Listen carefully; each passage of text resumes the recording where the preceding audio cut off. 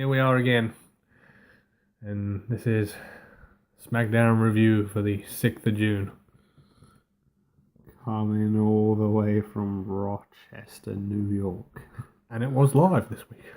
It was live. We cannot stress that enough. Smackdown Live was live.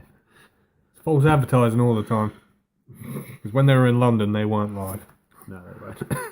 It's pre-recorded. So yeah, we opened up this evening's show with the Smackdown Women's Division. Yes. Well, the majority of it. And our Smackdown General Manager Shane McMahon, and he was, long story short, unveiling the Miss Money in the Bank briefcase. Yeah. That's right, I guess. Are any of them married? Yes. Uh-oh. Yeah, Oh, yeah. Yeah, Natalia's married. Well, she'd be Mrs. Money in the Bank. I mean, do we need an unveiling of a briefcase? Not really. I mean, it was exactly the same, except it was white. But yeah, exactly the same as all the other briefcases in the past, just a different colour. Right?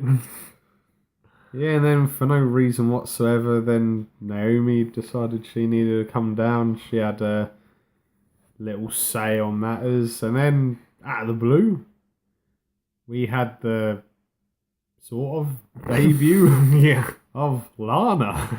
Yes. With some weird gimmick, which I can't quite work out. No, She's some sort of exotic dancer now? something like that. So yeah, and yeah, she basically said to Shane, right, I went in on this match, and Shane Perez said, no. No, you gotta earn your way into the match. And she started insulting him in Russian, and then started to wander off. And then, for no reason whatsoever, because we haven't seen it all that often in the recent past, we had a 6-women tag match. Oh, man. Between Naomi, Becky Lynch, and Charlotte Flair against the Welcoming Committee. Well, no, didn't they do this match at Backlash? Yeah, and they've done it on a few Smackdowns recently as well. And the SmackDown after Backlash? Yep. Oh, man. Long story short, it was an okay match. Lana came back down, whipped Naomi's legs from beneath her. She hit the hardest part of the ring. Oh, God. Right, that's a drink. And then she slowly rolled back into the ring, and then she got hit with a super kick by Tamina. Interesting question. I mean, Shane said you have to earn your way into the Money in the Bank match. Why is Tamina in it? No idea. Why is Natalya in it? What have they done to deserve being in this match? To be fair, what's Carmella done? Yeah. I mean, Christ, if you were going on who deserves to be in the match, there wouldn't be a lot of people in it. No. It'd be a one-on-one between Becky Lynch and Charlotte. Yeah, pretty much. But whatever. Yeah. Yep, so the Welcoming Committee picked up the victory. Oh, God. Yeah, and then I think it might have been directly after it, Naomi went backstage, demanded she had Lana in a match. So, and then she started to make the mistake of mentioning about she doesn't care when, and she'll even put the title on the line. So then Shane comes up with a great idea. Hey, why don't you defend it at Money in the Bank against Lana? So, yeah. She's not good enough to be in the Money in the Bank ladder match, but she's good enough to fight for the title at the main event. If you watch Talking Smack afterwards, which I do every week, Shane said he only authorised the match because Naomi wanted it. Fair enough. And probably to get around the fact that she hasn't defended the title a lot. There is that. Since the Charlotte match. So, yes. So, that's happening. Well, that's going to be an interesting match. Yes, and then they're moving on. What a hot grudge match. Oh, God. Mr. Irrelevant himself. Dolph Ziggler facing off against the Phenomenal One, fighting in the house that AJ Styles built. He did. AJ Styles. Yeah. Yeah, obviously this was a rematch from last week's Smackdown where Dolph sort of dirty tactics won the match. I mean, I like they played on it from what happened last week. AJ went for it again, but he suckered Dolph in. Yep. He went to go for the forearm, and then he snuck back down and went, no. And got him with a shoulder tackle. Yeah, and then not long afterwards, he got hit with the Styles Clash. Yeah, I'm telling you, in that moment, the reversal into the Styles Clash, it's like he flipped over him once, flipped back, and then picked him up and did it. Man truly is phenomenal. I'm telling you, I mean, in my opinion, I think he's the best worker they've got at the moment. Although, has to be added, anyone who keeps up to date with up, up, down, down. Oh. Fortunately, AJ's a severely bad loser. Oh boy. Yes, he, not trying to rip off Rusev too much here, but he got crushed by Seth Rollins, and he threw a bit of a paddy. and he chucked up a great gamer excuse. We're playing this on PlayStation. I'm an Xbox player, damn it. Well, they are different pads. It's difficult to adapt to a different pad. Yeah, luckily for everyone in attendance, AJ picked up the victory in this one. And Seth is really good at padding. He is. He uses a Chicago Bears. They suck. Seth will even tell you himself. He's a die-hard Bears fan, but they suck. That's surprising, considering he's from Davenport, yeah, Iowa. Davenport. Yeah, but unfortunately, Iowa haven't really got a sports team.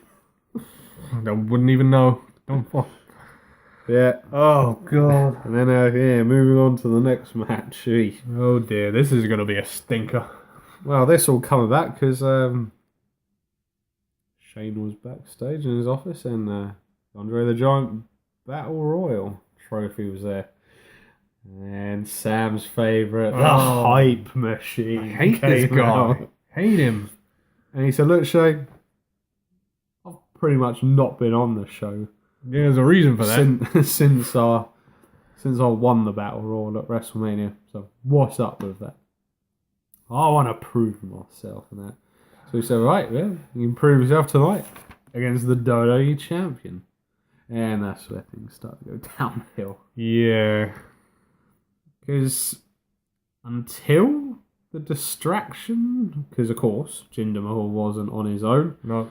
He came out with the Singh brothers, and until there was the distraction, pretty much except for maybe a couple of moves, Mojo had all the offense in this match. A lot of the offense. And we might remind you that the stipulation was if Mojo wins, he'd be in the Money in the Bank match. They'd make it a 7-man. Now, to be quite blunt, I'm not a fan of what they're doing with Jinder Mahal. No. They should have built him up a hell of a lot more better. No, the booking of him has been ridiculous. I mean, literally, in the space of, a month and a half, he's gone from jobbing to Mojo Rawley to being our champion. And it's just like, no. For the sole reason of they want to market India. Yeah, so then, of course, even when he did get the distraction, he couldn't fully capitalise on it until he got a cheap shot rake of the eyes, chucked him into the turnbuckle post, and then he hit his colossal... The Coloss. The Coloss. Apparently it's Punjabi for the end. Yeah. Now, here's the thing, and we're still having a problem with this. It's June the 10th today, I think. And to this day, look on WWEshop.com and there is still no Jinder Mahal merchandise. So what are they going to sell to these people in India? The whole massive, we want to really push the Indian market. Well, how about you get some bloody merchandise for the guy you're trying to push into that market? I mean, Christ, you've seen the WWE Championship. Jinder Mahal doesn't even have a logo. His side plates just say Jinder Mahal. Yep. And then we had a silly thing backstage with Orton getting interviewed, saying like, oh, Jinder says he's gonna crush you. He's just like, yeah. Well, I've spoken to my dad. I've spoken to Ric Flair. I've spoken to Harley Racing. Yeah, he can keep on talking. I'm gonna let my actions do the talking for me. Yeah, we'll see how that turns out, considering the pay-per-view is in St. Louis. Yes, not a very good streak at the minute for people wrestling in their hometowns. No, I think it's probably about 72-1. With the one only coming last month. Yes, and we had and we were treated to an episode of The Fashion Files, which has been very entertaining recently. Yes, and then they had guests on the show this week. I like this part. Yeah, we treated the New Day. Before they came into the office, it was colour, and then when they walked into the office, it was in black and white. Yeah, they New Day said trying to get some information on the Usos. The Uggos.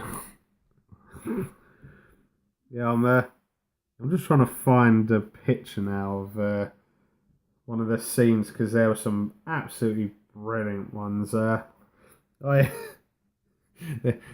was a picture of Michael Hayes saying "repeat offender," and one I spied quickly on there was a picture of Enzo, and it said "out of our jurisdiction." Oh yeah, because he got beaten up. Yeah, and then of course there was a picture of the Big Boss Man. I believe there was another picture of the Boss Man. Yeah, and Vince McMahon's mugshot was still there. He certainly was still there. So yeah, good.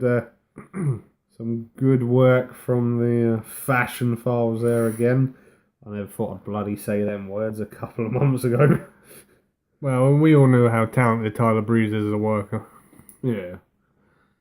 Yeah, and then that led into a match. The New Day were in action against the Colons, who have quickly reverted back to, well, essentially what they were doing before. Yeah, jobbing. Yeah. The Colons got a little bit of offense in, but then Big E came in, took control of the match, and then it was time for, as Billy Idol would say, the midnight hour. And they be crying more. Do you think Kofi is still injured? Because they had him in this match, but Kofi was at ringside. Yeah, maybe they don't want to risk him just yet. Give him a couple more weeks, maybe. Because, I mean, I like the way they're doing it. With it being a three-man team, they could do Big E and Xavier. Yeah, that's it. Yeah, and then unfortunately we got treated to the Uggos coming out and putting off some really bad jokes. Yeah, well, I did laugh about the one with Big E's bra size. Is that your initial or is that your bra size? Ooh. I won't mess with the man personally. No, and in case you need reminding, it's not paranoia, it's the Usos. And who knew? And they've got the tag team division on lock. Yep. Yes. So yes, and then we had a segment backstage with the underdog from the underground. Yes. And then he got quickly interrupted by the miserable Baron. Again. And he got beat up. Is this the only thing they can do with Sami Zayn? It seems like every week we're talking about Sami Zayn being beaten up from behind by someone. It was Samoa Joe, and it was someone else. Yeah. Probably Jinder Mahal. Now it's Baron Corbin. It's like, Jesus Christ. Give him a break, will you? Exactly. There's only so many times you can watch someone get beaten up and still feel sorry for the guy. Yeah. Yes, I don't bloody know. Terrible booking. Yep, so, and then we move on to our main event for the evening. Mm. I'm not going to call it I'm not going to say because I don't like the nickname personally, but we had the King of Strong Style, Oh, man. Shinsuke Nakamura, facing off against the face of America. The Barrel of America. Dare ya. That's what my mum calls him. How dare she? And have you noticed yet that he walks around his own face on the Titantron? Yeah. Kevin Owens. And the artiste, Shinsuke Nakamura. Damn it, man. I hate that nickname. It is pretty bad. Keep him as the King of Strong Style. Yeah, because no, that wasn't a Vince McMahon idea. Yeah. And then randomly, Baron Corbin was at ringside for commentary. Yeah. Well, this was an alright match. Problem I have is that because they've done Kevin Owens and Nakamura in about 3 tag team matches, we've kind of seen everything. Yeah. And it's like, for me, it felt like they were saving it. Like they were holding back. All the good stuff was being saved till Money in the Bank. Yeah. Yeah. But in the end, Nakamura ends up picking up the victory. Yeah. And this week, Kevin Owens really took that kick to the head. Said it before, I'm going to say again. It's not the same without Corey Graves singing it. Well, unless Nakamura moves to Raw, you're going to have to deal with it. Yeah. Then, unfortunately, the miserable Baron then coming with a sneak attack. Bastard. I never thought it. Baron Corbin was leaving the arena with all the momentum. Yeah. And that was Smackdown for another week. Yeah. What are we going to have next week? The final Smackdown before Money in the Bank. Dear. We'll go on the recent outings. It's going to be awful. Well, we can but hope. They've got to turn it around eventually. Yeah, and then once we're done with Money in the Bank, it's time to get on to the great balls of fire. Oh, man. Oh dear. Please change the title of that event, Vince. Too late. It's far too late. Although I did read somewhere last week, apparently someone's trying to get him done for copyright or something. Do that. You might have to change it. Yeah. Well, saying that, it'll probably change it to Great Flaming Balls or something like that. But who knows? We'll see. Yes. Okay, that'll wrap it up from your hosts, the Master of the Brain Damage, Martin, and the one and only Sam H. We'll see you again for the next one. Goodbye, and good night.